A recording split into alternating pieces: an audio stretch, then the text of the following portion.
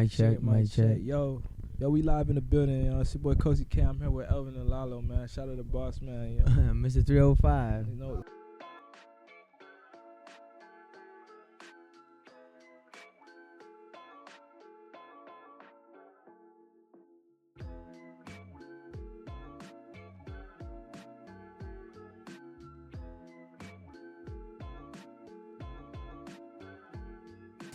Yo, what's up, guys? It's Bossman Baby. I'm here with Lalo. Elvin. Kosi K. I want to do that one time. Bruh, man, I'm so excited for, to come here, do the podcast, see everybody, and just get to know y'all. Y'all in the same type of field journey that I'm on, and y'all a little bit older than me, so I see this as an opportunity not only for myself, but for others that have that same passion as far as soccer. I want to, dive deep in, each one of y'all's personal journey and give time for y'all as individuals to explain where y'all started from and how y'all got to, this time and what you're doing now. So, you first, Lalo. Well, shit, my name is Lalo Ramirez. I was born here in, I was born in Mexico, but then we moved here to Georgia like in 1992. And then my parents have been, pretty, they've had a business here in Baxley for over 30 years. And as far as my soccer journey, we didn't really have soccer growing up here in the area. There was no club. There was no, maybe just Sunday league. That was it. But aside from that, I think around the age I was 14, there was a club that was starting up about an hour away. Played there for about a season. Then TCSA. Oh yeah. And then I think in that age group, it's like kind of when you're in high school and you're starting to experiment and party and hang out. Yeah. So I think it was just quick. Played for a season 2, and then after that, I fell into that partying, hanging out. Up until college, and then I think when I was 21, I started coaching here at a local community. So I'd always played sports when I was young, so it was just something that like rejuvenated myself, or like it brought back some purpose. Yeah, basically, because I was looking for some sort of purpose, after partying so long and doing that, going down that road. Yeah. I already knew that that's not what I wanted to do. So I said, I need to find my purpose. I need to find something that I'm good at. Yeah. And I always had my younger brother that was always looking up to me. So when he started playing, I started coaching. I said, I'll be this mentoring figure, or I'll be the big brother that I need to be now. Yeah. And so that's basically how I started coaching. And then from there, I'm always a person that's looking for new opportunities, looking for a new challenge. Yeah. Started coaching again at that club that I had played for when I was 14. Yeah. I put my brother. I signed my brother up to play in that travel ball. I started driving him back and forth. I started coaching. They had a semi-pro team that they were trying to start because UPSL was just starting up, like in 2015, 2016, I think. Yeah. It was starting up, and it was becoming more popular. So we were trying to get a men's team together there, and I was helping manage and playing a little bit. And then from there is when, it really started to get real. I was like, well, this is something that I want to do. I want to be around this community. I want to be around, I want to be around these players. I want to be competitive. I want to get better. Even if it's, I don't get the opportunity to ever play pro, I still want to see how far I could take it. Yeah. And so that's basically how I transitioned from not having a purpose to now understanding and wanting to pursue a purpose. Yeah. Not just for myself, but because I saw other kids, and reminded me of me in my past. Yeah. Because social media tells you a lot. Yeah. So I had a lot of these players on social media, and you're seeing them partying, you're seeing them, post things that they're not supposed to. So I'm like, yeah, okay, I need to be here. Because you were there at one point. I was there at one point, so I understand. And I said, this is where I need to be. This is my purpose. Some way, somehow, I'll find what it is that I need to do. But as long as I continue coming to training, being there for these kids, looking for extra education, whether that's getting my coaching license, being a community coach for the high school, for the middle school, you know, I kept looking for these opportunities to keep involving myself in the community and being part of these kids' lives, because most important is for you to show up for these kids. Yeah. You know, and that's something that I've kept doing. I started Legacy Sports page for the same reason, to be as a community engagement page where I'm posting some of these players and some of their highlights, because sometimes they don't post their own highlights, or they don't have the time or have the knowledge on how to edit. So I was helping a lot of the kids here doing photography with Sunday League, photography for players. Your work, bro. So appreciate it. So I mean, I was always looking, like Kosi says, you know, you didn't play pro, so what else can I do? What else can I what can I pick up, or how can I use this sport? How can I help? Yeah. So it was just that, picking up the camera, and then, you know, now having this sporting store, you know, it's I feel like this is my passion, this is my purpose. May not be a pro, and I would like to be more involved in coaching, but I feel like my purpose is more of on the managing side.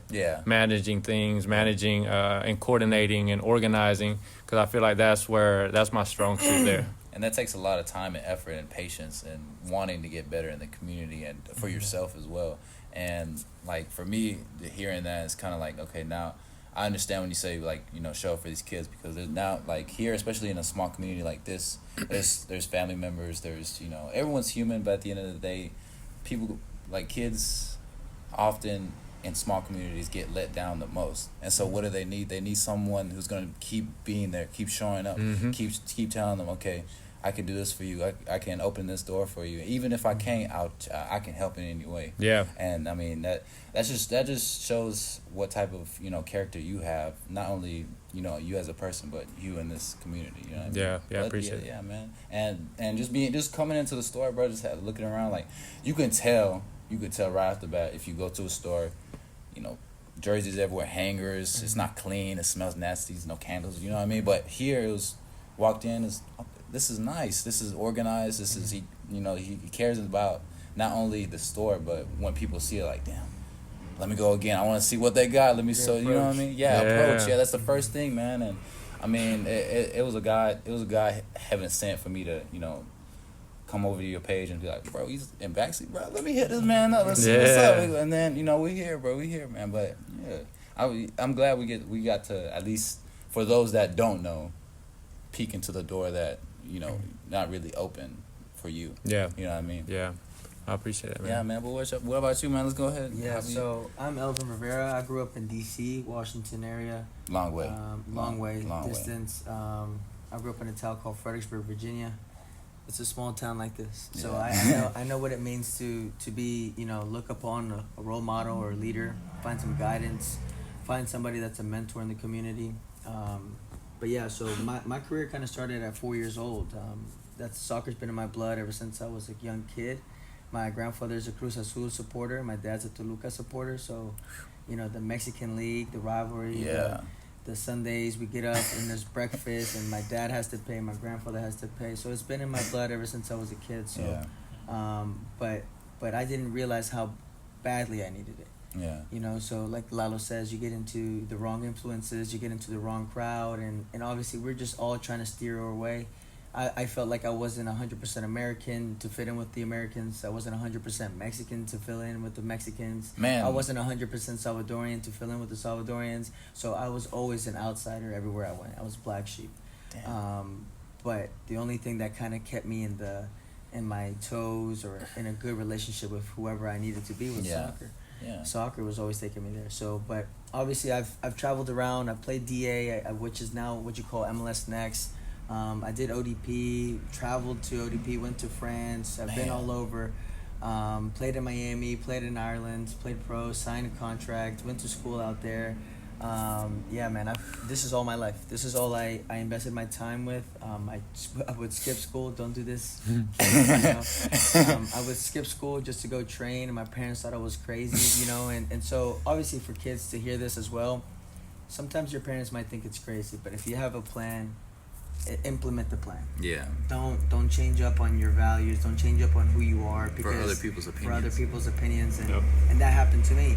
I'm a really good construction worker. I was my dad's right hand man, and you know how Hispanic foreigners work. Yeah. They want you to work with them. They want you to work on the family business. And I wanted to make my own story. Yeah. And I think soccer was my own story. So again, yeah, I appreciate everything that you guys are doing as well. Lalo brought me in to come and mentor these kids, and I've always told him the same thing. I want to be the person that I needed when I was younger. Yeah. So that's my role. That's my principle here. I want to give resources, tools, and guidance as much as possible. There's kids like you saw in the shop today. Yeah. Like, did you eat today? Yeah. How's your mom? How's your dad? How's your brother? Yeah. You know, that's the relationship we want to build. That's the community we want to build. We're not here to take advantage of people. Or their money or their anything. money. We're just trying to give the right information and hopes that these kids can be somebody that we wanted to be. Yeah, exactly. And you being hands-on, you know, traveling different places, playing in different teams. You know, kids here, they see, you know, Holland, and that's okay. Well, he just plays for Man City. They don't know everything, where he's been, where he's gone, and everything. But if you have somebody close by, be like, ask these questions. Be very curious, because if you really love the sport, you're gonna keep asking and keep asking. Okay, these are the answers I want. This is what, you know. Maybe I can make this same journey or something different, but I know somebody that has made the journey and that can give me those answers. And maybe it might not be the same road, but it's the same like path. You know what I mean? We all have different turns. Everything's a trial and error. That's what I say. So every time you make a mistake, you learn something new from it, right? Yeah. So I made the mistakes, I've trialed and errored, and now I have the resources and the knowledge to be like, don't do it the way that I did it. Yeah. Here's a little bit easier. Do it this way. Yeah. And then now that's a couple years off of what I had to go through. Yeah. You know, it's sooner for them. Yeah. So that's the way I think about it again too. Yeah. But again, my friend. Yeah. Yo, what up? My name is Kosi, and Kosi Killy Kelly. It's a bit lengthy, but the first name is South African and the last name is Irish. But my parents are from a small country in South America called Guyana. It's above Brazil, next to Venezuela. The culture is more so Caribbean though, so it's really similar to Trinidad, Jamaica, Barbados, and countries of that nature. But I was actually born in New York. I'm from Brooklyn, and then we migrated down to Atlanta, Georgia. But for me, I always like you know, Coach Elvin here and stuff like that. You know, same thing in terms of fitting in and finding yourself. You know, a lot of different cultures. A Caribbean kid with an African and Irish name. You know, just growing up, just trying to find himself in this world, and I think soccer or football has allowed me to do that. I was privileged to play soccer too at an early age since I was 4. It was brought and introduced into my life as well for a little club in DeKalb County called Smysa.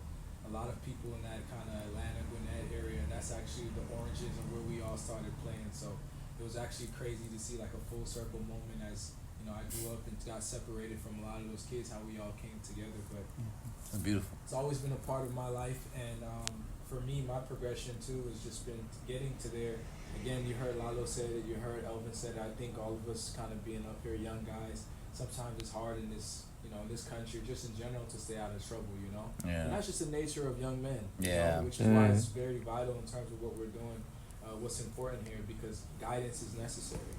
And even with us being, you know, in our 20s and being closer to these kids' age, it kind of hits different when we're talking to them versus, you know, someone who's maybe a bit older in their 40s. Yeah. Because when they see us, they might look at us as like an older brother. Yeah. Which is more relatable Yeah. in terms of, you know, who they can look up to. Yeah. You know, And they can play, and they can still play soccer. You know what I mean? Nobody's gonna listen to like the overweight 400, you know, coach that's not gonna just yelling at you, yapping at you. You know, what I mean? Yeah. They can relate to the person that's doing the moves. Oh, yeah. Yeah, showing you at least. and we I all- always say play the part. Yeah. Yeah. We all been there, you know. We were all young cats at one point in time. You know, where that 40-year-old teacher, that 40-year-old coach was telling us something, but it wasn't really relatable. And I think it's just vital in terms of what it is, all that we're doing and stuff like that. But for me, just playing the game, you know, I played a lot of street soccer. I played a lot of pickup soccer. My mom really couldn't afford to put me in, you know, the club level here in this country because of the fees and things of that nature. But It's crazy. for me and my brother, you know, which for me, I wish, you know, sometimes I focus more a little bit on my grades, where I was able to get into certain, you know, systems and academies to play. And, you know, like I said, my mom couldn't afford certain things. but obviously I always still had a love for the game, and I was still able to, come and be a part of this experience. Then transferred to high school. High school time comes around, and I graduate, and I'm kind of lost, again, still trying to kind of find my place in the world. Yeah. Not really having the grades to go on to the next level, even though I did go to college for a year, and I, wasn't able to sustain that. But I picked up the camera because, again, the similarities of what was around me was that everyone had a story, different cultures coming together, whether it was black, white, Latino, Hispanic community, Asian, brown, whatever it was. And we were all had the shared interest of playing footy, So picked up that camera to be able to tell the story, and the cameras would allow me to get into certain opportunities and stuff like that, to be able to tell the story and get to that next level, meeting this guy, meeting Elvin, meeting Lalo. So all of us here, with the same similar interests, we had a goal in mind, and I think, we all kind of had similar goal and interest in terms of creating a club, helping the youth, providing guidance in the community for people that look like us and for young men who don't look like us, and young women as well, and just taking it to that next step and making it to that next level. So that's what it's about. Dude, that's crazy, man. It's, and looking at, all of y'all, like, nobody can, like, what y'all just told me now, nobody's gonna know unless they ask, you know what I mean? Mm-hmm. And it's good not only for, the listeners, but also for the players to be like, okay, well, now this is somebody that can probably trust, maybe go to for guidance, for answers. And I know throughout this week, and I'm pretty sure you told me last week that you went to a camp, a Juventus camp. What's the plan for this week specifically? Like, what's the camp like for exactly? You know what I mean? Well, the camp for this week is mainly because I've been telling a lot of the players, a lot of the kids around here in the area. I said, hey, I know this recruiter, I know this ex-pro player, and a lot of times, if you tell the kids something, they'll just One year out the other. Okay, baller, Miami, Ireland, okay, I hear you. I'm good. Yeah. And so, and man, even parents, I would tell parents, hey, I've got this guy that's got connections to Steven Gerrard, to Northern Ireland, to this goalkeeper institute. Oh no, my son's good. And I say, okay, well, let me prove. Let me. I'll talk about it, but now let me show you. Let me show you. Yeah.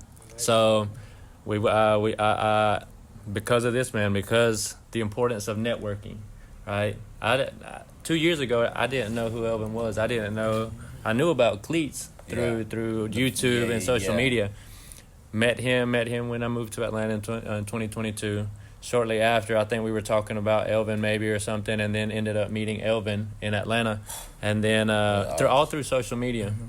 So, and I think ever since that point, we've been talking about doing something, being involved in the community, us three getting together and doing something. And last week, or 2 weeks ago, I think 2 weeks ago or 2.5 weeks ago, Elvin reached out and was like, hey, there's an opportunity to coach here at the Juventus camp. There's a coach that can't make it. He was like, if you can make it, go ahead and message this guy, Jesus Marin, and give him all your information so you can get on the squad as soon as possible. Did all that, reached out, got the spot. Thankful to Elvin for that opportunity. Met tons of coaches from the Atlanta area. Some coaches that he's already known and had relationships with, but now having other coaches, building a bigger network, not just with Elvin. Now we have tons of other coaches that not only want to work with us, with him, but also want to work with everybody that's involved. So there's other coaches up there like Prodigy Soccer Academy, Pro Soccer Academy. Yeah, and then Kevin. He's a really good. He's a baller. There's tons of coaches out there, and that's one thing I've been doing is just building a network of coaches to bring down, the best possible experience, for these players and these kids, to show them that it's not so much of just talking. Sometimes you have to actually prove to them, that there are these opportunities. And that's the only reason we're here this week is so that he can run the camp.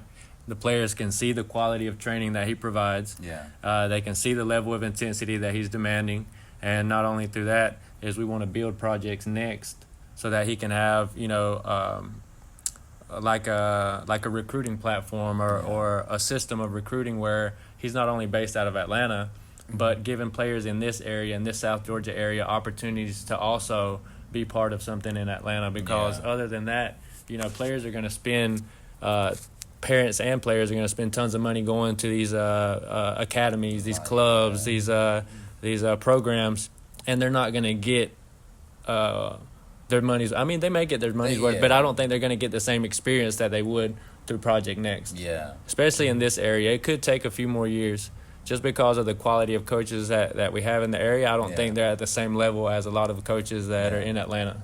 Yeah. If I could add to that really quickly in terms of what Lalo was saying, I think what's really important in terms of with Project Next is that, if you're playing for another club, which is perfect, which is fine, but what Project Next, we just want to give that another opportunity, right? So the opportunities that exist out there, there's nothing wrong with that, right? But obviously, we're all human beings here, right? When we pay for something, we want to make sure that the juice is worth the squeeze. We want to get the maximum benefit, and I think parents are no different when it comes to their kids. It's why some people will pay more money for their kids to go to a more prestigious school to get that one-on-one experience, or to you know what you can gain from that. So I think that's what Project Next can offer, and that Project Next that's the benefit of Project Next, because the U.S. soccer system, sometimes it's a business. Like you have to make your money, but also sometimes it's about finding those people who are willing to also to take that next step. That next step requires work. It requires work, and people have their personal lives, so it's not a personal thing. We're not here to bash anyone, but we know what we're capable of. All we can speak on is what we know that we're willing to do. So we're willing to take that extra step to be able to provide kids those opportunities to go abroad, to play collegiately, to provide showcase tournaments and stuff. And I think that's something that's not really being done yet in the American soccer community and system, right? But that's going to change, right? And I predict that that's really going to change after the World Cup, because it's going to be like Pandora's box in terms of opening up, right? The U.S. soccer experience is different from the international soccer experience and how they do things, right? So, but what you're seeing already is with the likes of Messi coming to Inter Miami, international experiences and businesses are starting to merge. So we're also trying to take, a charge of that and be the front runners to provide some of these experiences that you would get in Europe. So that way we can have one successful thing, but also help these kids, help these parents, and provide information. So. And that's very, how can I say it? Not strategic, but you understanding that not only that how you said like Messi came and now everyone's buying. You see everybody and their mama with a Messi, Inter Miami shirt. Like when you notice that, then that as coaches you understand that, okay, this is an opportunity not just as a business, because like you said, the United States is based on business base, and but also to provide some type of service and fulfill yourself while doing it. It's just a full circle. It's a full circle, and and I think Kosi said it well. I mean, I'll retract my statement earlier of where I said there weren't any quality coaches. There's great quality coaches in the area. What there isn't here in the area are resources for these players. No resources, right? So that's what we're trying to do. With this camp here is bring this resource, bring Project Next, bring the experience, bring the knowledge, to some of these kids in this area, because being in South Georgia, I feel it's a little harder than Atlanta, because you everything's a little closer. And you have so many more clubs, that are in a 20, 30-mile radius. Yeah, opponents, too. I mean, opponents, you're as strong as your opponents. And I also say that, so to put it all together, really, I've always told and had this kind of crazy vision that the market that we're in right now for U.S. soccer, it's very challenging for people like us to get involved or to throw ourselves inside that door, because all these guys are taking advantage of parks and rec centers, fields, availabilities. They're the ones that are getting these grants. They have the knowledge of the business and how it works. And so what I told these guys was, I have a vision where the community of coaches that we bring on have to be similar to our age or experience the game, semi-pro, professional, collegiate, because those are the actual, what do you call alimony or testimonies. Those experience, are testimonies. Experiences. And so I think part of the problem is that there's not enough people like us where we can put our egos aside, because I feel like this core group right here, our egos are beneath us. Yeah. Because the bigger picture is not about us. I've always said it. This is bigger than us. Yeah. This is a culture change. Yeah. Because when the World Cup happens, there's going to be these clubs that are, you see it now. You have Brentford, who's with what's that club SSA? team? SSA. You got UFA just branding off of Arsenal. Yep. And then, especially with these American parents who don't really know the system or don't know the market or don't know what's behind the scenes, I will say that it's just a marketing scheme just to get parents to buy into what they're doing. When there's other routes that it's going to benefit your child, not only in just the soccer terms, life terms. We talk about off the field stuff. We talk about the school stuff. Like we want to make sure that kids are continuing their education. Yeah, mental health. Mm-hmm. Exactly. And so for us, it's like we're trying to put it all together. And the community. It takes young guys like us, younger people than us, that have that experience, that have those qualifications, the drive to come together as a community and say, no, we don't want to do what the U.S. soccer system is doing. There can be another way. There has to be a different branch. So man, what y'all doing, man, is inspiring, and it not only for me but for the listeners to be like, okay, well, no, if they can try something, maybe I could try something too. And especially for somebody that came from a small town. Me personally, I love playing soccer, but I never in my head thought I was gonna be playing professional. I just love picking up the ball and be like, okay, I will watch somebody play 5v5 all day, videotape them, make fun of them. It's a vibe. Everyone's together. I mean, soccer is a universal language. Yeah, you don't have to speak the same language as long as there's a ball between your feet and you passing it around. You're gonna have some laughs. You're gonna have experiences. It's life, bro. A good for me. That I learned, coaching the guys in Meta was like, life is like soccer. You're gonna lose, okay? How you gonna win? Yeah, how you react? How you gonna win after that? Probably gonna win. I mean, you probably gonna lose. You gonna win, lose. It's all a mental thing, and soccer's a good, understanding of how life works. For y'all guys, was there anything that kind of like shifted? Like, was there a shift?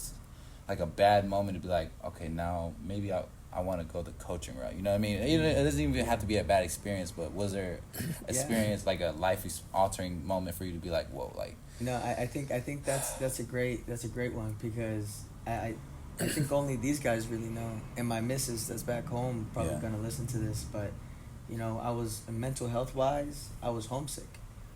I didn't know what depression meant. I didn't know what it felt like. I was just playing, training, doing well, and then the next thing you know, I'm just in this dark cloud. My brother was having a kid, my sister's graduating high school, my mom's getting older, my dad's getting older, my dad's talking about the business. I'm in Europe. I don't know what's going on back home, and especially like I talk about it all the time. I'm big on my family. I love my family. And as much as they drive me crazy, as much as we all get to know with their family, that's my jewel. I go back home and I get excited to talk about the things that I'm working on. But it's the mental health aspect of it. Being homesick, playing, being gone for 6 years, traveling a different world, not having the closest people with you to support you. I'm not talking finance. I'm talking about being your back when you're losing, when you've had a bad training.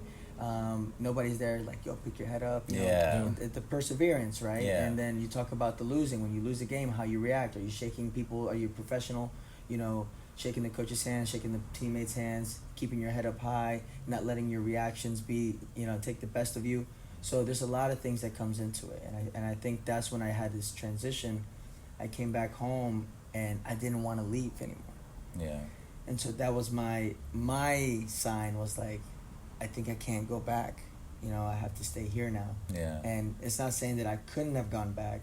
It was more of like, I didn't want to go back. And so I stayed playing with DC United, and so there was no money at DC United. You come back from Ireland getting some decent quid in your pocket, and it transforms you. You think you're like, am I doing the right thing? This is where I talk about you let other people's judgments of you determine your outcome. And I was thinking like, am I doing the right thing? My dad's telling me you're wasting time, and I'm thinking, oh man, I'm back home now. I should have just stayed in Europe, and so these are things, so many things that come together, and obviously I have to reform relationships because now you're back in your hometown. Yeah, you were gone for like half a decade. Yeah, so you're 6 years deep, and then you're thinking like, bro, who do I know here? The only people I know is 50-year-olds, 60-year-olds, that I work with. I was working construction, so yeah, brick, block, and concrete work will humble you. Yeah, Yeah, so, definitely, man. Definitely. So that's part of it. Yeah, definitely. Yeah. What about you, man? Yeah, for me, I would say it wasn't really particularly like I wouldn't say it wasn't so much a bad moment. I would just say it was just kind of like the swing of life and how things happen. I mean, for me, like I never visualized myself really being a coach. When I was younger, that's not something that I really thought in my mind. Oh yeah, like when I grow up, I know I'm gonna be a coach. Yeah. But what I do know is that I just love the game, right? I was infatuated with the game, and I think we were talking about this off camera earlier. But what I was saying is that for me, I started to kind of look at things in terms of like, well, what are my passions and what are my interests and what are the things that I like? And within the realm of football, within the realm of soccer, I started to kind of start thinking about things like, well, what are some things that I could be doing to still participate in this game, right? Because I love, and for me, I think that feeling came from that feeling of not making it to the pro level, But like I said earlier, me and my brother always grew up playing street soccer. Yeah. Always grew up playing with the guys who were projected to go off to play college ball, and go pro, and we always competed. And my brother, I would say, was a gifted player, more prodigy. I was more so like kind of like I would say with that Kobe, where I would have to put in that work to get to that next level. But same with my brother, and I always have that conversation with him. We always have regrets of not going on more and beyond. Yeah. But from that feeling, birthed that passion to say, okay, well, how can I still participate in this game while also in my heart knowing and wanting I wanted to, That was funny. While in my heart also knowing and wanting that I wanted to be a part of the community as well, Yeah. So for me, the coaching thing just kind of came from, again, looking at a standpoint of like, well, what are some things that I like? And at the time, I was already storytelling through the camera, using videography as a means to tell the story. Yeah, then brother. I looked at, again, coaching and seeing the kids and stuff like that, playing pickup or playing, just kind of being a little unsatisfied with how the game was being played. And one of the other things too, I would say, is what I would always see on social media that I'll be honest, that kind of irritated me. I would always see the bashing of the American game, right? So whether that be in the comments, they would always, and the thing was, I knew that there were ballers in America. I knew there was ballers in States. I knew a lot of it was trolling and stuff like that, right? But all of us know that with trolling, sometimes as guys, you want to shut that up. You want to kill that narrative. If somebody's talking and chatting, it's like, all right, bro, like, let's kill that narrative. Yeah. So me kind of, not looking at myself as like, oh, I'm Pep Guardiola. Yeah. But me looking at myself as, let me attach myself, let me learn, let me participate. And that's how I, from there I met this guy. Let me gain knowledge in terms of the game to be able to make my contribution in this life through the lens of coaching before I leave this earth. Yeah. And that's where I'm, and that's how I got to it. That was just a little bit of my thinking and how I got to that point to where I said, this is something that I want to do. And when I look at it, when I take a step back and I look at it objectively, like holistically, like the benefits are amazing. You get to coach, you get to be outside, you get to communicate with people, you get to travel, you get to learn. Yeah. I don't think there's anything better. That's me personally, but I don't think there's anything better. So all of those things led to that thought process to make me finally reach that point or reach that destiny goal like mine in my mind. Like, nah, this is what I'm gonna do, and so I'm gonna dedicate every waking minute to that. That's what it is. Hell yeah, bro. And you can go ahead and shout out your YouTube. Oh, my YouTube is Cleats Soccer, Cleats Sports Group. Shout out to Cleats, man. That's what it is. Go check it out. Hey, how's it going, man? Can I help you? Oh, you picking up that jersey for, okay. Hey, we can stop over here, get a little break, get a little water. All right, cool. Some technical difficulties. Yeah, my man had to take care of some business. Yeah, we had some customers walk in. Yeah, did a little short clip with you talking to them, so make sure that they know what y'all was doing. We weren't doing anything bad, but... No, we had, one of the kids that's in our camp, he's going to Greece. I think he's traveling to Greece, right? This weekend, traveling to Greece to play a few games there, and his dad come in to pick up a jersey and some balls and things that he's taking to Greece. So we had a conversation and introduced him to Elvin and Kosi, and Did just explain what we had going on and what we got going on for the future. The So movement, yeah, the movement. Yeah. I think we left off at his YouTube. Yep. Well, Yes. Yeah, his YouTube handle. Dude, Yes, yeah. Cleat Soccer, Cleat Sports Group. I think I should know this bit, or Cleats on YouTube. Go follow them. Yeah, because Cleats with a K. By the Cleats, way. yeah, Cleats with a K. Cleats Cleats with a K. I was watching. He was showing us a couple of his videos, and it was really inspiring because that was the vision that I was kind of going for when I started out recording the Meta. I'm like, wow, okay, now I can go back and watch, and it's actually engaging. You know what I mean? Because that's the hard thing about like YouTube is like keeping it engaging, keeping it flowing, asking questions, keep the visuals right. And what did you like? Just like, was there any type of education behind that, or was it kind of like trial and error? Yeah, man. I think like anything, I'm a firm believer in trial and error. That's exactly what it was. I mean, for me, I would say education-wise, the only education-wise I had, my pops had some journalism background, right? Yeah. So with media, there's obviously the different forms of media. There's radio, there's television, there's newspaper, magazines. All those are media. Media is just like the means in which I guess people consume content. Yeah. You know, that's all media is. So for me and my dad, like I said, my dad was into journalism, which was more so like obviously slower pace with reading, writing, and stuff like that. But my brother was really the one who was mainly into like film and would read like Steven Spielberg books and stuff like that. But I don't know. When I picked up the camera and I started shooting, I would say I had a knack for it. I did, but I spent a lot of time on YouTube. I spent a lot of time just looking at different, like I just really just spent a lot of time just looking at YouTube videos and self-teaching myself. So everything that I am, I'm really self-taught. And then honestly, I'm not gonna lie, like how I started thinking about it is like, if I can self-teach myself this media stuff, then I can, like I can pretty much self-teach myself anything. Like that was really the thought process, because anyone who's really involved into film or involved into video editing, when you really understand it, like even if you just look at a 20-minute television show, right? Yeah. There's someone who writes the script, right? Yep. So you have a writer. There's someone who is shooting it, right? Yeah. So you have people who are shooting. There's someone who's lighting it, making sure the lighting. There's someone who's editing. Yeah, audio. There's someone who's coloring. Yeah. There's audio. So there's about 10 to 12 different jobs in one 20, and that's that's just a TV episode, nevertheless a movie.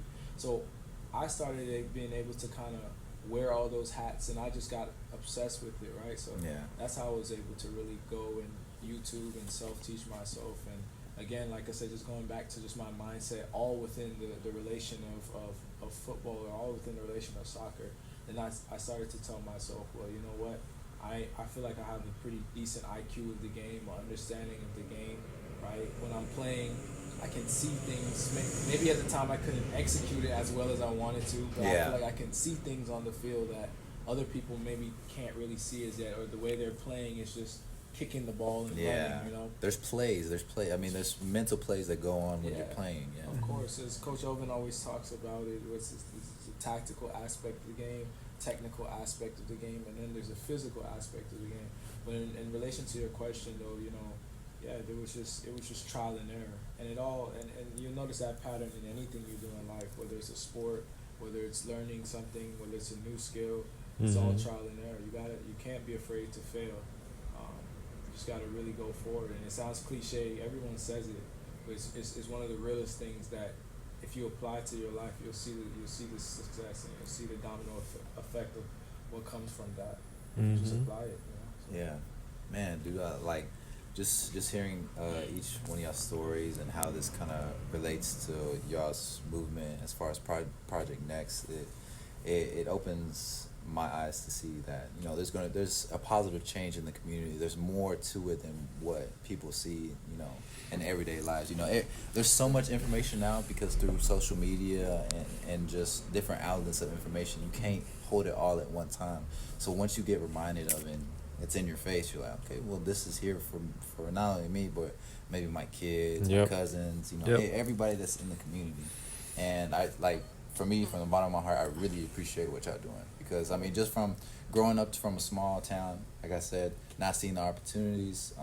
Me personally didn't want to play, but I had homeboys were really stressing, man. Like, how do I get like where do I go? How do I play college? Am I good enough to play college? And when you're in a small town, there's nobody really that's gonna be like, dude, you're good. You can play. Yeah, and even the homeboys, like, we'll joke around, but sometimes we hurt each other's feelings without even knowing. Yeah. That's why you need, people like y'all to be like, dude, you got this. I'm here for you. This is my journey. This is what I went through, and hopefully I can help you through it. You know what I mean? Yeah.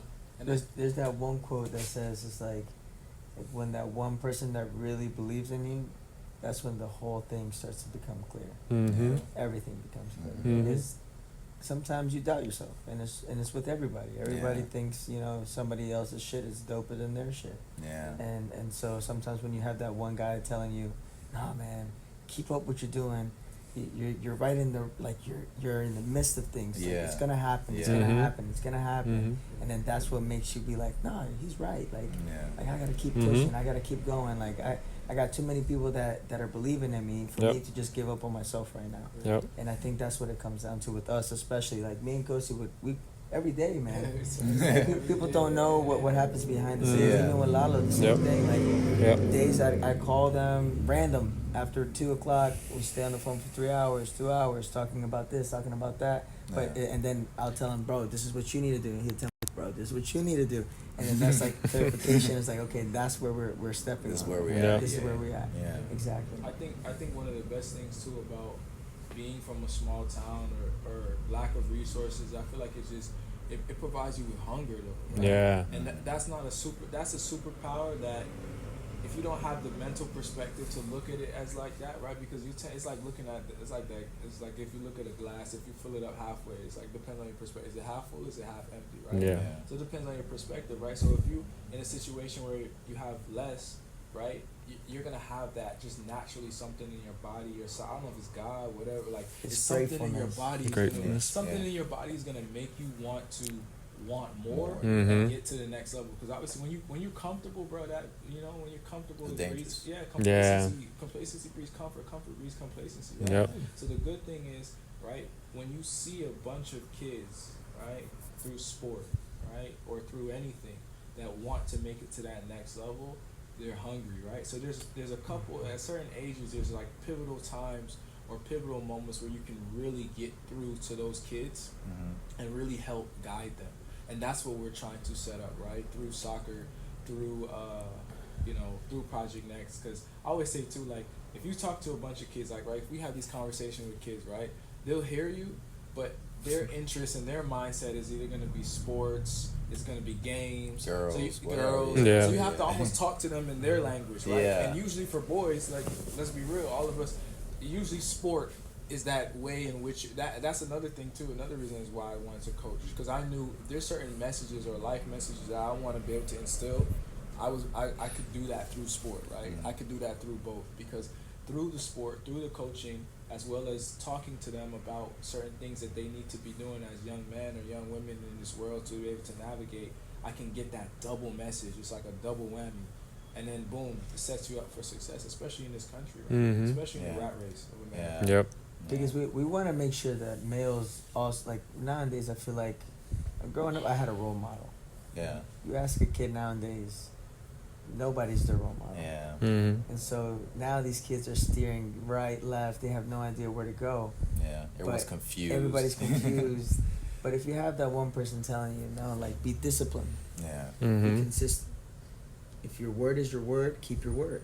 Yeah. Nowadays, a word don't mean nothing to people. But I know with my dad, when my dad would always say to a contractor, my word is my word. I get this job done in 2 weeks. I get this job done in 1.5 weeks. That the guy thinking my dad's crazy. Like, how you gonna accomplish building a Taco Bell brick block concrete in like 1.5 weeks? 2 weeks? You crazy. But we do it. But we did it. And we accomplished it. That's important. And that's word. So I learned that from my dad. It was just like, keep your word. If you're gonna say you're gonna do it, you're gonna do it. Yeah. If you're not gonna say you're gonna do it, don't do it. Just keep it real. And so that's why all of us got along so well. It's like, bro, we got to do this. And it wasn't ifs, ands, and buts. There can't be any outsider coming in saying, no. Yeah. We all have to be on the same page. We're all working for the same vision. We're all working for the same goal. If Yeah. I can help him with the last couple of dollars I have in my bank account, if I can help him with the last couple of dollars I have in my bank account, I will. Yeah. Because that's just the type of person I am. Right? And these boys will probably do the same thing. They'll give me their clothes on their back. I'll give them my clothes on their back. So, and I think that's the relationship we want to build with young men. Young men right now, they don't want to collaborate. Yeah. They don't want to build a community. Yeah. They want to be so individual, and when they're stuck and asking God for help, they're asking for the wrong reasons. Yeah. But we're here all the time. Yeah. You know what I mean? So, Yeah. but again, that's the bigger message. It's community. Yeah, the community. Bruno, he always talks about it. When you have the blessing, and God gives you the blessing, can't nothing stop it. It's the saying is like, what's the saying? I'm about to butcher it, but it's like, who Jah protects, no man can curse. Who God protects, no man can curse. Yeah. Once you have the blessing, and you get the blessing just by navigating and doing the right things, doing the things that you're supposed to do, right? We all got intuition. We all know what we got to do at the end of the day. Yeah. We get sidetracked, right? We're men. We have vices. We all know wrong from right. Yeah. We all know what's wrong from Yeah. right. You gotta have that balance, and so just these type of conversations, right? Us being young guys, man. These type of it might be some other young guys looking at that, like looking at us like, nah, that's what's cool, that's what's fine, that's what's hard. You know what I'm saying? Like that's what's different, you know. And I'm sure everybody up here can attest to that, right? When you're authentic and you're your own individual self, you get blessed in so many different areas. Whether that's other people gravitating towards your message, right? Because they can feel your energy. Whether that's other people, like-minded people like yourself. Whether that's, let's be real, whether that's girls, whether that's business opportunities, whether that's relationships. When you're authentic and you're moving the right way, you're gonna attract. It's like you're vibrating at a higher level, not even to be on a weird deep shit, but that's just how it is. It's real. There's certain things in my life at this point in my age that I know in my heart and my soul is facts. And that, like, in my mentality, nobody could come and change that, because in my mind, I'm like, I done seen too many examples. We all have similar experience being black and brown. We know, you know, when you pay attention to those things, the blessing will come, and through football, through family, through faith, that's how we gonna make this thing rock, man. Yep. That's simple. Yeah, man. Yeah, man. It's just a blessing to be here, man. And since we got to, you know, down to the gritty, everyone gets to know y'all a little bit. You know, here goes some questions that might be debatable. You know what I mean? What's going on? What's happening? Let's go right into it right now. What's y'all's personal best international team right now? For me personally, it is. I see a lot of potential in Belgium. Belgium with Kevin De Bruyne, what's his name? From Man City, Doku. Yeah, he's nasty. Yeah, it's the best international team, just like in terms of winning the World Cup. Because right now it's Euros going on. For World Cup. Yeah, just for World Cup. Yeah, and then we'll break down to the. Okay, so tournament. for me, I'll say, you know, it depends, because even somebody could win the Euro, somebody could win Copa, but World Cup is just it's different. The pressure too. Yeah, but if I had to call it though, I'm gonna say I'm gonna say Brazil, Argentina, and France. Man, that's the three I'm gonna stick with. Those are the big. I'm not gonna say. I'm gonna tell you, before any of these boys say Spain or Germany or Holland, they always have good players, right? But we haven't seen enough from those teams to make me feel like they're just gonna do something surprising. That's true. Even with Italy, Italy was cleaning up, had an undefeated streak, and they didn't even qualify for the last World Cup. And why I won't say Belgium is because, from what I've seen, right, Belgium has a lot of internal problems with each other. I've heard and I've seen reports that a lot of the Belgian players don't like each other. So I see a situation with Kevin De Bruyne and Courtois with girlfriend, and then what? Yeah, you don't know. What? So apparently, I switched my answer. so apparently Courtois took De Bruyne. I don't like to speak on other people. Yeah. It was, that he's a keeper. At this point, it's not even rumor. Like, at this point, it's just real. something that. And then Lukaku and I don't know, Batshuayi. Yeah. They don't like each other and something like that. So Belgium. I mean, Doku's a phenomenal player. That's life though. Yeah. It don't matter. Cup, you gotta have more than one together. phenomenal player. Yeah. So I'm gonna give it to Brazil, France, or What else did I say? Argentina. Yeah, I'm gonna say, man, those. That's it for me. That's a pretty good answer, but I'd have to say there's two teams that are on my mind right now, and that's Argentina top. Yeah. Has to be. Don't say England. Not even think England. But if it's not Croatia, I think Japan could definitely compete semifinals. I can see that. Japan's a really good team. Why right Japan now. though? Like what? Just so they've transitioned to a different, how do I say, like university and studies out there where more of the players are developing at crazy rates, and crazy rates I'm talking technically gifted. Is that what Mino is? Or? Mino is, I think he is Japan. Yeah. Crazy. But their technical ability out there is outrageous, and they're tactical. They just play well together, and the community, they have good chemistry. And their passion too. Their passion. Yeah. It's like Croatia. Look at Croatia. It's one of the small. I think it is the smallest country, right? War torn. Yeah, and they get to the semifinals, quarterfinals, competing against any big team. Yeah. Name it. They compete. So so those are definitely the three ones is Japan, Croatia, and Argentina. Man. Yeah, I think it's about the same. Like they say, Argentina and Brazil. Yeah, I seen a similarity in y'all's answers as far as Argentina. Was that how can I say this? Did you think would that be on your list if they didn't win the World Cup as of recently, or would that have been your answer so far? I've always said that Argentina is just. They're the dogs. goats. Yeah. It's between Argentina and Brazil. Brazil always produces the best players in the whole world. Yeah. Right now, you see the players Brazil has. Yeah, that's just always facts. But Argentina has the best player in the world. Last World Cup was what, 22? Last World Cup was 2020. Yeah, 22 in Qatar. And then the previous one was 2018, right? So Yep. I'll say, to answer your question, no, if they win the last World Cup, I probably wouldn't put them there because I know in 18 in Russia, they weren't good. No. Yeah. They were terrible. Yeah. Dybala, I mean, the team, the coach, they were terrible. And it's not so much that, they were Argentina, even in previous days when they had Mascherano, when they had, they always had Tevez. But this new squad that they assembled that was cleaning up for Copa America, bro, they were cleaning up for Copa. So off of that, the unbeaten streak that they had, that's when I started to be like, okay, wait a minute, what's going on? But obviously too, you have to be well known and tapped into footy because obviously, if you're an American, you're not really paying attention. There's not so much news coverage on that. Yeah, no. So you might not truly know what's really happening. You have to get an app. Yeah, you might not, or you might not know the importance of Copa, right? Yeah. You might just be looking at it. Like I just seen a quote like Mbappe was saying Euros is a little bit better than Copa or something like that, and then Messi came out and said, well, this and this or whatever. Not even really no beef or nothing, but just the thing about Copa that's different from Euros is you can't disrespect South America. No. It's bro. You can't you like. It's their own style, so you can definitely tell when they play against each other. Like, okay, there's it's difficult. Yeah. Look what Colombia just did to USA. Yep. Colombia's been on an unbeaten streak too. So I won't completely That's disrespect definitely USA. Colombia's been going. They smacked. They just been the bro. Yeah. But you look at a team like Uruguay. Uruguay has Oh, historically my God. fought and produced Diego Forlán, That's Cavani, Suarez, and Valverde. Valverde. Like so.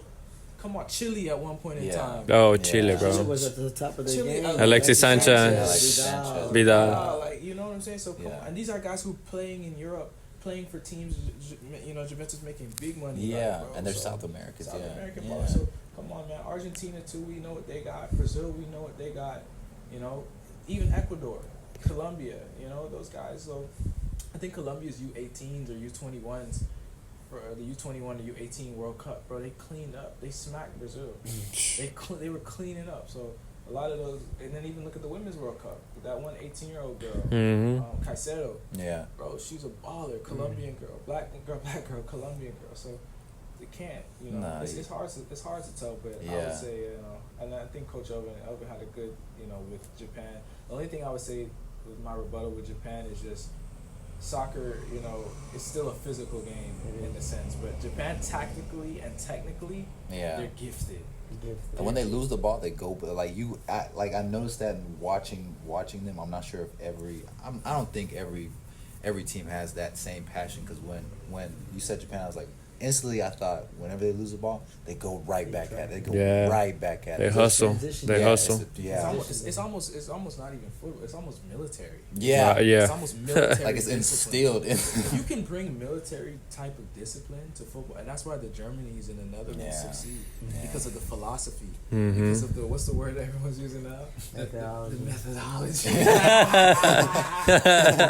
The methodology. That's what everybody in U.S. soccer is using now. But no, on a serious note, tricking these American fans. They're saying some crazy word, bro. On a serious note, though, that's tortellini. Hey, shout out tortellini. When you can bring that to the table, it transforms your game because even the decent level player, like you see with the U.S. soccer.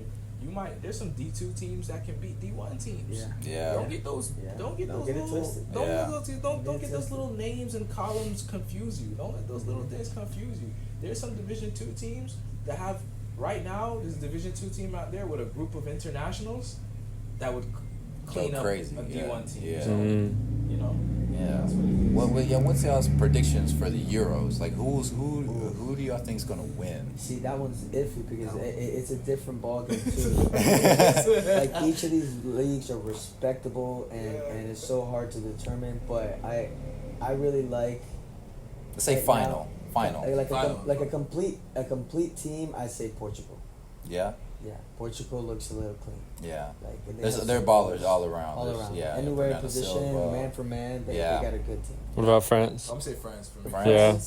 Do you think they'll be in the final though? France and Portugal. France and Portugal. That could happen. Wasn't that one time? Wasn't that the last Euro? There was one with Portugal. No, that'd been a few years ago. I think Portugal got knocked out by France.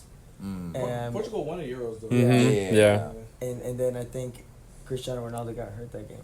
Yeah. Might have been so. Yeah. I think it was that game. I think he started crying. Yeah. Yeah, he was crying, and then he ended up becoming like the player manager. Yep.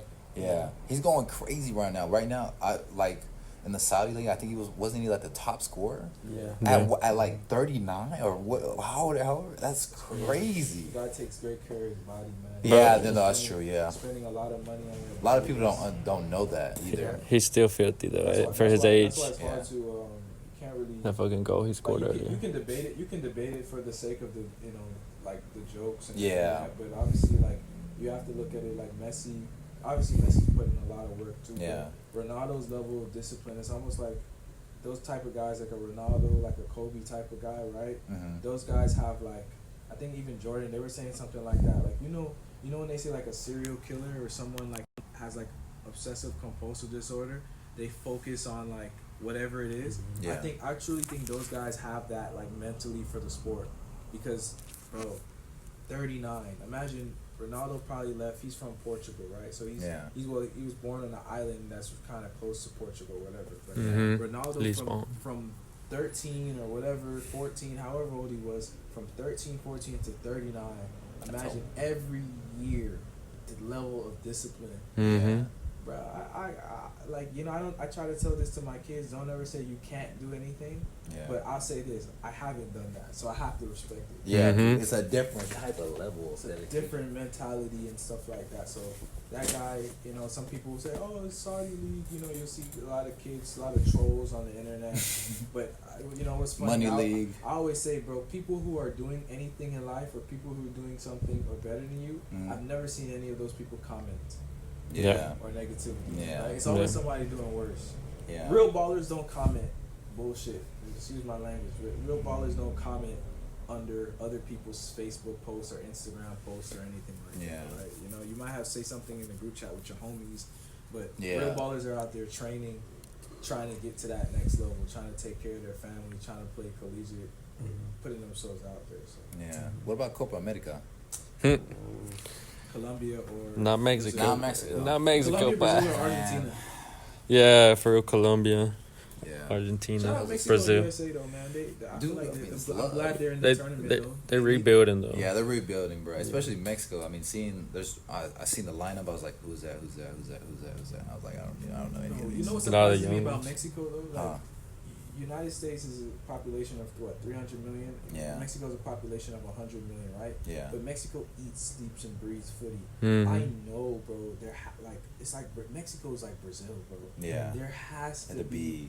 But what's the issue? Is it that the leagues in Mexico aren't allowing players? They're overpricing players when there's interest from European teams. So a lot of the Mexican players are staying there. Is it more political where they're not getting the right exposure to be called up? Like what's really going on? And it's a not a horrible country, but I mean it's pretty dangerous. I think it's like top 5 dangerous countries or something. But do you think it's some of the Mexican institutions pricing these players at that price? Yes, because why Being is it greedy. that American players like Christian Pulisic, Weston McKennie, Tyler Adams, Yunus Musa, all these guys are in Italy, all these guys are in England, all these guys are in Germany, right? But then you can't tell me what Chucky. Shout out Chucky though. No, Chucky Lozano. But come on, there has to be 10 Chuckies. 15 Chuckies. I've said that. There's no way. I've said that before too. And it's more of like it goes down to this, right? So it's so corrupt to the point where, like, and the lifestyle is different in Mexico. And you understand, Lalo. Like, like out there, kids aren't thinking about playing ball anymore. They're thinking about fucking working and sustaining their family. Surviving. It's a culture. And if you do play soccer, it's a privilege. Yeah. People tell me all the time, like, you don't know how lucky you are that you're in America playing, but they don't know the behind the scenes. How much it costs out here. Same thing in Mexico. You gotta pay a sueldo in order for you to go play a couple games, and you're not even on the team. You don't have a jersey. You don't have a jersey yet. You're just there fucking about. Hopefully the coach realizes how good you are. Yeah. But those stories are very, very rare. Yeah. Like you said, Raul Jimenez too. That's another prime example, right? You know how many players are like Raul Jimenez in Mexico? I play with a lot of Mexican ballers. Rafa Marquez is another prime example. But Ochoa doesn't have a goalkeeper institution. Ochoa, he needs to make one because dude, that gotta make shit ton of money. Yeah, man. for real. They should now that he's retired. Yeah, but it goes back down to what their plans are for each federation. Each federation has a different plan. Yeah. I saw Mexico was trying to send at least per year was about 30 to 40 kids to European clubs. Yeah. I don't know what the process is right now if they actually have sent people over there. But that's what we need to be doing. We need to be sending at least 30 to 40 players abroad and getting them that experience and in hopes that at least out of those 30 to 40 kids, 10 of those are making national teams. Yeah. Yeah. And I just don't see that Mexico's there yet. They're not. So, but I think they do have some quality players. Yeah. They do. What is y'all's favorite World Cup that y'all have seen personally? Oh man. Yeah, I think for me, my first like genuine like exciting moment of a World Cup was during I think the African 2000 was that the South one? Africa? You talking about South Africa? Yeah, South Africa. 2010? 2010. Yeah. I was man.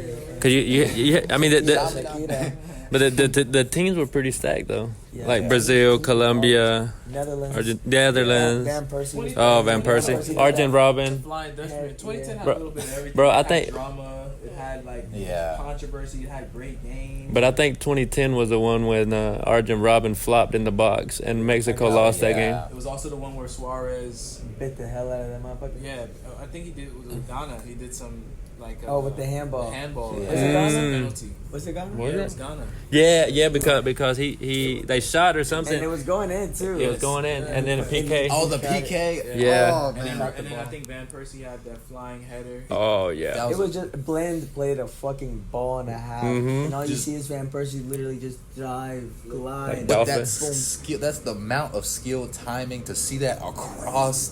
That's why I give props to this professional player. 2010 was great. They're Yeah. the big fields, bro. Like you could play like a little 5v5. You're right there. You can see everybody. But if you got to see somebody across time it right, hit it directly in the right foot, and hope that it gets there. The ball flight, like think about it like this. I tell everybody this. Anybody can kick a freaking ball, Yeah. but can you think about how hard you're hitting it, the weight of the Yeah. pass? Can you Yeah. play it the right, at the right Yep. pace and the right space?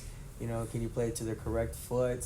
Yep. Are you floating it? Are you pinging it? Are you curving it? Yeah. There's so many ways of hitting the pass, and people really just say, "Oh, kick the ball." Yeah. Yeah, go ahead, kick the ball. Try show it, me yeah. what you got. Yeah. Try it. 2014 was good too because when Brazil got 7-1 by Yeah, Germany. rock. Yeah. Yeah, that Yeah. was that. That's that Neymar injury. Yeah, Yeah. Yeah. Zuniga Yeah. his back. Did he cost that though, or were they already? You think even if he was on the team? Because I think I remember watching his documentary. He was kind of like feeling bad. It's like maybe if I was on the team, it could have done better. It's one of Do you those think? things I think you'll never know. Yeah. You'll never Yeah. know. Like, But I do think if you lose your leader, bro, like because it's like going down like with Argentina, Messi. If Messi gets down and hurt, their self-esteem, their motivation, Yeah. their morale. I mean, they're it's, still like, Argentina, affected. but it's the captain, the lead. Yeah. It's like now the team are asking questions, looking for Yeah. answers. Well, we need that player because like who was that player back then for like that? If Neymar left, right? yeah, who was the Who was that step in? I Mm. think I remember who they had at the back. Well, They had like Casemiro, they had David Luiz, they had Marcelo still playing. Thiago Silva. But I think they were young too, no? yeah, they were all. They didn't young. have that experience yet. Yeah. Mhm. What's Douglas Marquinhos. Costa? Douglas Costa. Forgot who else was on the field, but they didn't have the Vinny's, the Kaká. Richarlisons, the Matt Yeah, Martinellis. No. They didn't have Rafinha. They didn't have like how now they have winger. Alisson wasn't in goal. No. They didn't have so now they have a lot more. Yeah. They just hit honestly they just hit just like a crazy sea of talent recently. Yeah. Hendrick. Yeah. Oh my God, him. Hendrick, wow, Yeah. Hendrick. But so and this is what goes back down to what Mexico and America needs to do, right? So Brazil takes a lot of pride in where you from, where you play, Yeah. and how they house and host players. Like they have whole foundations for these players to stay in house to make sure that they're getting the right food, that they're training 2 times, maybe even 3 times a day. Yeah. And then they go out and then you find people like Endrick or you find people like Vinicius, you find the next Rodrigo. Yeah. You find these ballers and they're more noticeable at that point because you're keeping them in your system and you're like, okay, these are the guys that we're going to ship off. Yeah. These are the next upcoming. What did they do with Endrick? They waited a whole year for him to prepare, Yeah. to stabilize himself in adult football. Yep. Yeah. And then what happens? He goes to Real Madrid, and then he's balling. He's killing Yeah, it. he's been balling. There's that one guy, Arda. He's not Mhm. Brazilian, It's Turkish Turkish kid. from Real Madrid. Yeah, the kid is a phenom. Mhm. But again, he was like a what do you call? Like a plant. Like he was set up. He was seeded Yeah. for this opportunity. Yeah. They knew what they were going to do with them. They saw that he was phenomenal at an early age, and they were probably thinking, okay, how can we develop this player a little bit more, get him prepared, prepare him, and then send him. Yeah. And then that's what they did. Real Look at Madrid them. has great scouting. I was showing Elvin a page. This is a great page too if you're interested like in the sports and business side. But it's called Athletic Interest, and it was pretty much breaking down like the business of Real Madrid. So what makes like Florentino Perez so impactful, right? When you look at it from a football standpoint, Real Madrid has always had phenomenal players, right? They've always had the best players, but business wise.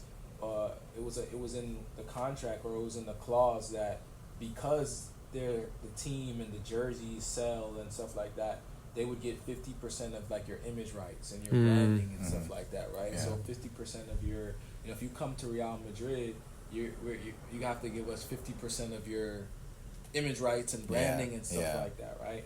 So Real Madrid, I think for them, it's like their scouting has always been phenomenal, and the name is the biggest name in football. Yeah. You know what I mean? So the scouting is phenomenal. So if you go to Brazil or you go to Turkey and you set up some sort of pipeline to be able to say, okay, we'll kind of watch you, we'll help develop you, and when you're right, you come to Real Madrid, man, that's a contract set up for success. Yeah. You know, Mhm. versus a team like maybe Ajax or Barca, which they'll probably take you in and they'll develop you because of their philosophy, the Cruyff philosophy. Yeah. Or, what's the word? Methodology. Methodology and stuff like that, you know. But yeah, I think with USA and Mexico, I think it's maybe more some more government and political stuff that's involved, so that has to get cleaned up. USA, I can't even tell you I have one answer, right? I think there's 4 to 5 different answers of what needs to really happen. But for us, all that we can control is what we do. Like, you know, like if you're able to do 1% every day, then in the end, in 10, 20 years, you'll be able to see the progress. You'll be able to see the build up, right? Yeah. So for me, I'm happy seeing a kid develop and be able to get some sort of collegiate or pro opportunity, right? Yeah. Because that's changing the narrative. It doesn't have to be a Real Madrid. It could be a Brentford. It could be a Blackburn. It could be a Larn. It could be a Clemson. It could be a Wake Forest. It could be a Syracuse. It could be a Virginia. But as long as you're getting ready to go to that next step, then you're gonna win. Yeah. You're gonna gain something from it, you know. So. And I think what we're doing here is crucial. Just like Elvin said earlier, you know, some of these players aren't in the mental state to be in that position or in that environment, in that professional environment. So, you know, there's players here that have the talent, but in just a few days, in just 2 or 3 days, you know, the coaches have seen, you know, like, he's a great player. Yeah. But would I put my name, or would I, you know, vouch for this guy? Would I send him to a college? Would I send him here? Would I send him there? You know, just in the 2 days that I've noticed his demeanor, his character, the type of person he is. Yeah. You know, and that's why what we're doing is important. And like Kosi was saying, like there's not I don't think there's one right answer as what we need to do in U.S. soccer, but I think what we're doing is going to help. Yeah. It's going to help mold these players, not so much, you know, to be that next pro or that elite player, but mold them to have that mentality. Yeah. Because I've seen a lot of players go to college and they think, oh yeah, it's just going to be like it was in high school. Yeah, we have a training here in the afternoon. You know, I go home, whatever. No. You wake up at 6 a.m, 5 a.m, you're running, you're doing training, you're going to class after that, you're going in the gym. Yeah. During lunchtime when it's hot, you go back to class, then you come out and you're training again. So it's not, it's cake, you know. So it's not no walk in the park. It's not a walk in the park. I've told them, they know I say this all the time, you'll meet your match. Yeah. One day you'll meet your match, and you think you're big crap in your backyard. You're going to go into somebody else's backyard, and you're going to realize that he's doing a lot more than what you're doing. Mm-hmm. And then that's when you realize, shit, I got a lot more work to do. Yeah, let's get to work. And then some people don't even do the work. Sometimes they just get scared and they let their fears get the best of them, and they let it go at that point. Mm-hmm. But there's people, like I've always told myself, I don't care if you're better than me. I've always wanted to train with the best, be with the best, learn from the best, work with the best, collaborate with the best. That's the only way you're going to be the best. Mm-hmm. And so that's the mentality that I always instill, is there's always room for improvement. Make mistakes early on, and then just grow off of those mistakes. Learn how you react, because those are what coaches are observing. Those are what coaches are watching. I don't want to see what this kid does when he loses the ball. I want to see how this kid reacts after shooting a 50-yard field goal, right? And then you'd be thinking to yourself, like, some of these kids are so talented, but that emotional state where they're reacting out of just pure silliness. Yeah. You're thinking they need to mature a little bit more. Mm-hmm. They're still immature. Mm-hmm. Dude, I be still hitting those little immature moments when I be playing pickup ball. I'm like, man, come on. And then I check myself. I'm like, dude, come on. And then you just live and you learn. You gotta keep going, man. You gotta keep going. I know y'all have a training session in a few minutes, and we're gonna go ahead and try to wrap this up. But last question that I wanna make sure that not only y'all get something out of it, and make sure that y'all shoot a message to the listeners, anyone that you want this message to go to. What is something that's important to you that will, like a message, any type of message that you want to give to the listeners, to your audience, to those that are interested in Project Next, or just soccer in general? You know what I mean? What's a message that will stick to them and stick with you at the same time? That's good. I would say, just like our brand, Legacy Sports. Yeah. You know, your legacy starts with you. Be proud of your dreams. You know, take pride in your dreams. because at the end of the day, that's really all you have, you know, and you pursuing your dreams is going to leave a lasting legacy on the community or depending what you're doing. But, you know, I feel like as long as you pursue your dreams, at the end, you'll leave a lasting legacy. That's awesome. Man. I always think about it like this in a huge like spectrum. There's billions and billions of people, right? Yeah. And the fact is that you being here in this very moment is unique in itself, and also that there's nobody like you. Yeah. And that's the coolest part about it, is that you have your own story and Mm-hmm. nobody has a similar story.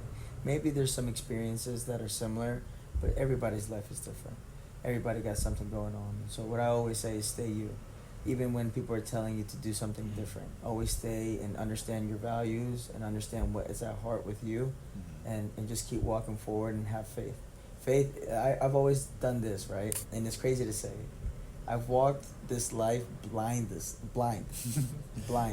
But I knew anywhere that I was going to go, I was going to be okay. Because one, my family instilled these values in me that nobody can ever tear me down. I love myself so much to the point where if somebody tells me you're ugly, you can't do it, you can't do this, or you're terrible at that, I smile at you and I say thank you. And I just keep it walking, right? And that's what I've taken throughout my whole life. And so for any kid that's watching, or for anyone that's trying to go to that next step, just remember to be you, keep trying, make mistakes, and learn from your failures. Yep. Yeah.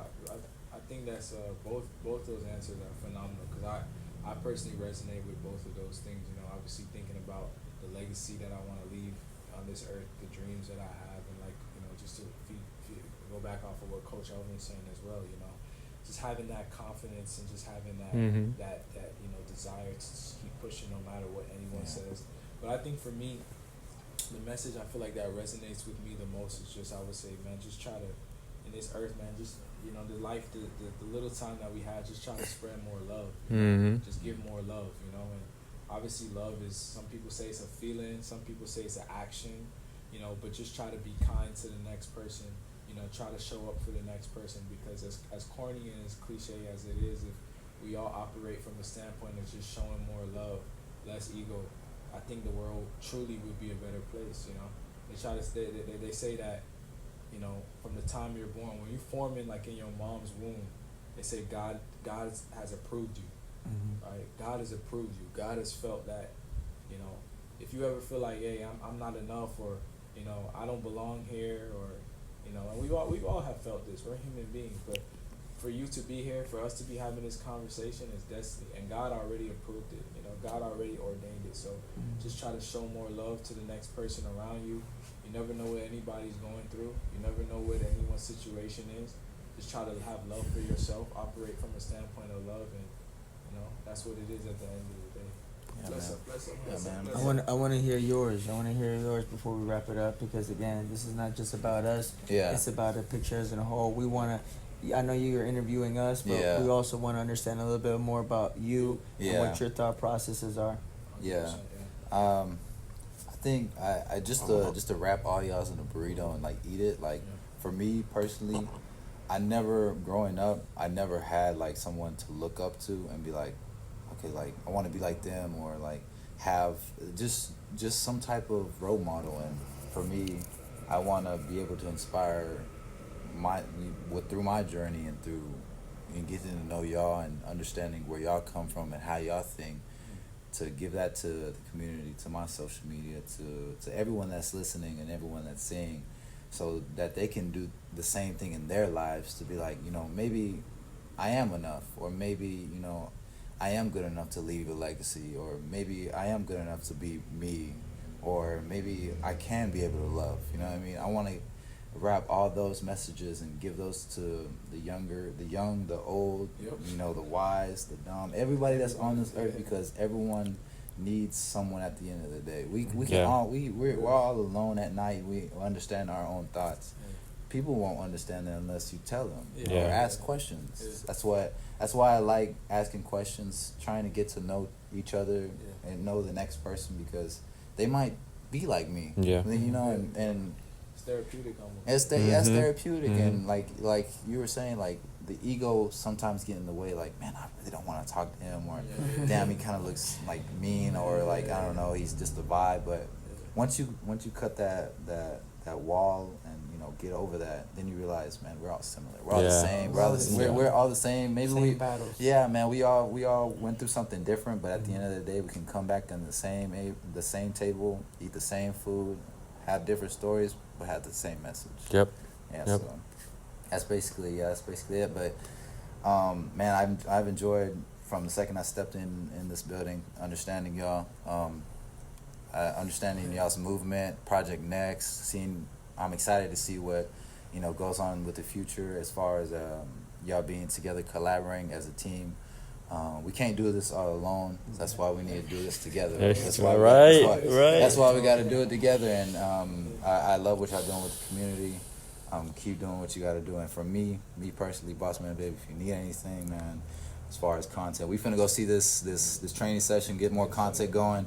But at the end of the day, I have y'all back because y'all have the communities back. So it's a give and go, man. It's all love. It's all Much love. love. I appreciate y'all. Much love. I appreciate y'all, man. Thank you, my friend. Yes, sir. Yes, sir. appreciate it. Man, this is Bossman Baby, and we'll see you past the stars. God bless.